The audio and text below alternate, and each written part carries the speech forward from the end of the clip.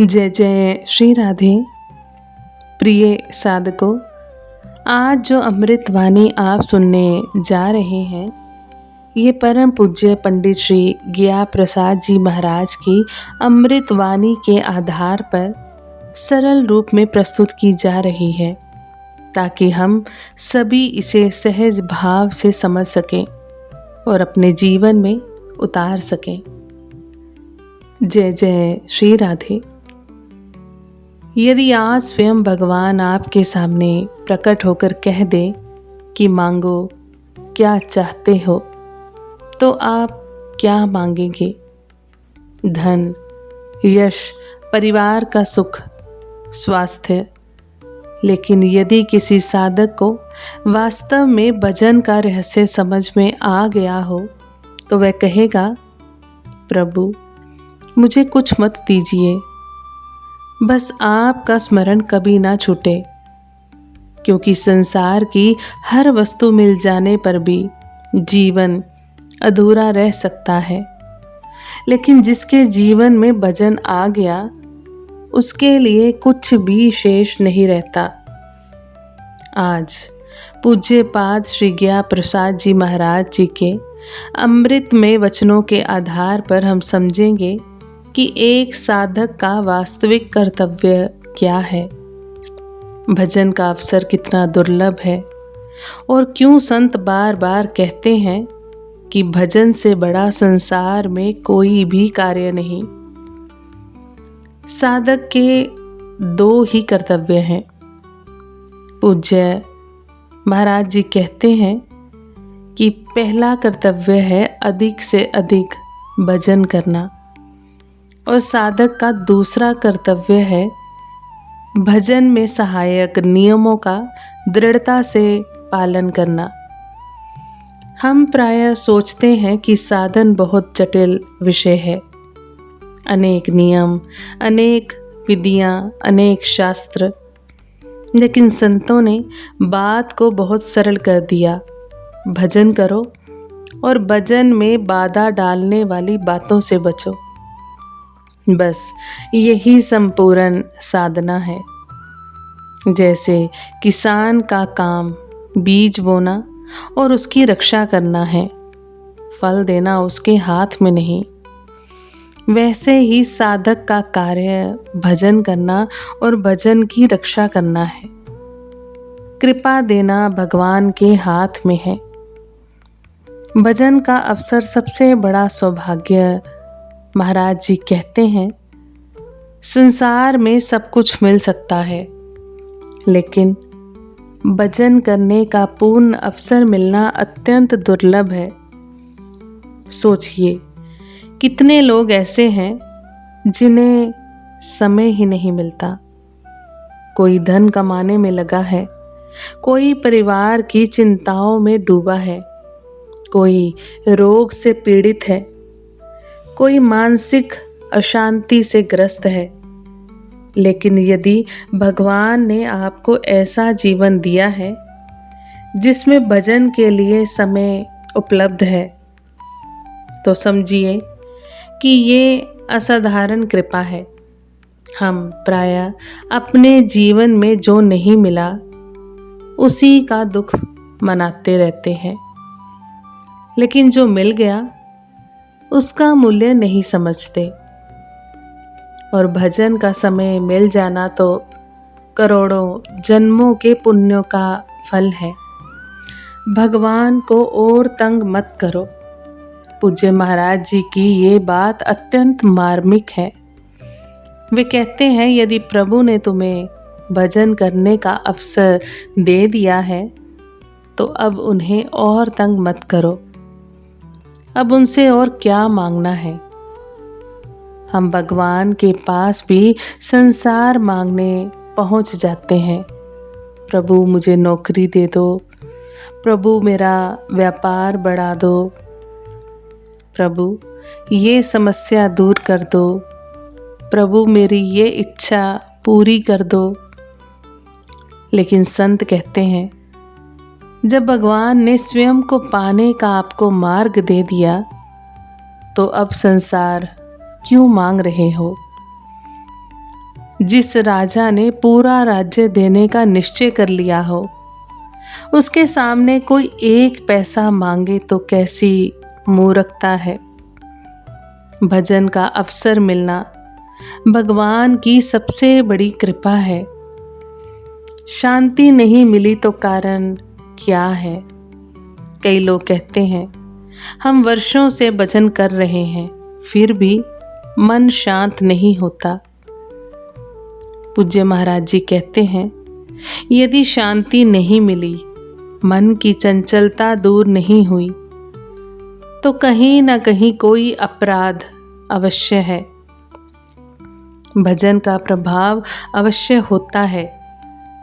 जैसे अग्नि का स्वभाव जलाना है, वैसे ही भजन का स्वभाव मन को शुद्ध करना है।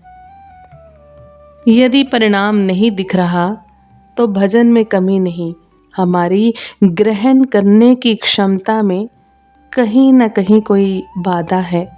इसलिए निराश नहीं होना चाहिए, अपितु आत्मचिंतन करना चाहिए। पूज्य महाराज जी कहते हैं कि श्री सद्गुरु देव के अनुग्रह पर पूर्ण विश्वास रखो। साधना का मार्ग विश्वास पर चलता है। जहाँ विश्वास टूटता है, वहीं साधना कमजोर पड़ जाती है। किसान बीज बोकर प्रतिदिन खोदकर नहीं देखता कि अंकुर निकला है या नहीं, उसे विश्वास होता है। इसी प्रकार साधक को भी विश्वास रखना चाहिए। आज नहीं तो कल, कल नहीं तो परसों, लेकिन भगवान की कृपा अवश्य प्रकट होगी। 3 बातों को पकड़े रहो। पूज्य महाराज जी संकेत देते हैं कि साधना की सफलता 3 बातों पर टिकी है: दृढ़ता, दीर्घ काल, विश्वास। आज अधिकांश लोग जल्दी परिणाम चाहते हैं। कुछ दिन जप किया, कुछ दिन भजन किया, फिर कह दिया कि कुछ अनुभव नहीं हुआ। लेकिन संत कहते हैं, दीर्घ काल तक लगे रहो। बूंद बूंद गिरता जल भी पत्थर को काट देता है। तो फिर भगवान का नाम हमारे हृदय को क्यों नहीं बदलेगा? मृत्यु के समय जो करना है, अभी से करो। मृत्यु के समय हम क्या करेंगे? भगवान का स्मरण, नाम जपेंगे, शरण लेंगे। तो फिर अभी से क्यों नहीं? जो कार्य अंतिम समय में सबसे आवश्यक है, वही आज भी सबसे आवश्यक है। मृत्यु अचानक आ सकती है, इसलिए संत कहते हैं, अभी से अभ्यास करो, अभी से नाम में मन लगाओ, अभी से भगवान को अपना बना लो।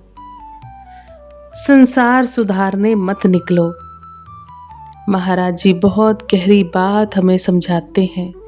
वे कहते हैं, संसार के सुधार का भार मत उठाओ, पहले अपना सुधार करो। हम दूसरों की गलतियां बहुत जल्दी देख लेते हैं, लेकिन स्वयं को देखने का समय नहीं निकालते। संतों का मार्ग है, पहले अपने मन को सुधारो, अपनी वासनाओं को देखो, अपने दोषों को पहचानो। जब भीतर प्रकाश होगा तो उसका प्रभाव स्वतः बाहर भी पड़ेगा। अधिक ज्ञानी बनने की धुन मत पालो। आज ज्ञान एक प्रदर्शन बन गया है। लोग बहुत कुछ जानते हैं, लेकिन जीवन में उतारते बहुत कम है। पूज्य महाराज जी कहते हैं, बहुत जानकर बनने की धुन में मत पड़ो। कर्तव्य परायण रहो, कर्तव्य परायण बनो।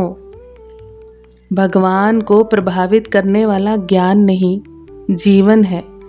शब्द नहीं, चरित्र है। वाणी नहीं, व्यवहार है। सद्गुरु में दृढ़ श्रद्धा।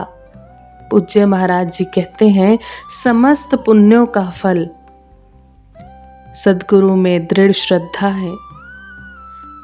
जिस हृदय में गुरु के प्रति अटूट विश्वास आ गया, समझो उसके जीवन का मार्ग खुल गया, क्योंकि सद्गुरु ही भगवान तक पहुंचने का सेतु है। उनके वचन ही दिशा है, उनकी कृपा ही शक्ति है। कोमलता साधक का आभूषण।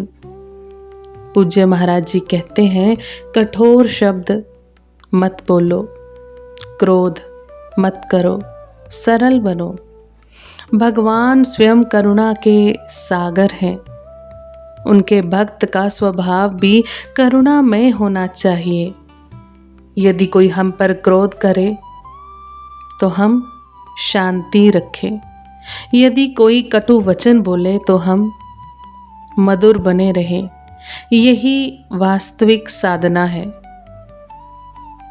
पूज्य महाराज जी चेतावनी देते हैं विकार अत्यंत प्रबल हैं, इसलिए सावधान रहना। मन को खाली मत छोड़ो, भगवान की कथा में लगाओ, नाम में लगाओ, संतों के वचनों में लगाओ, क्योंकि खाली मन विकारों का घर बन जाता है। यदि आज भगवान ने आपको भजन का समय दिया है, यदि सद्गुरु का आश्रय मिला है, यदि नाम जपने का अवसर मिला है, तो समझ लीजिए कि आपका जीवन व्यर्थ नहीं गया। संसार क्या कहता है इसकी चिंता मत कीजिए। कौन आगे निकला, कौन पीछे रह गया, इसकी चिंता मत कीजिए। बस एक चिंता रखिए, आज मेरा नाम जप कल से अधिक हुआ है या नहीं हुआ। आज मेरा हृदय कल से अधिक भगवान की ओर झुका या नहीं। यही सफलता है, यही साधना है, यही जीवन का सार है।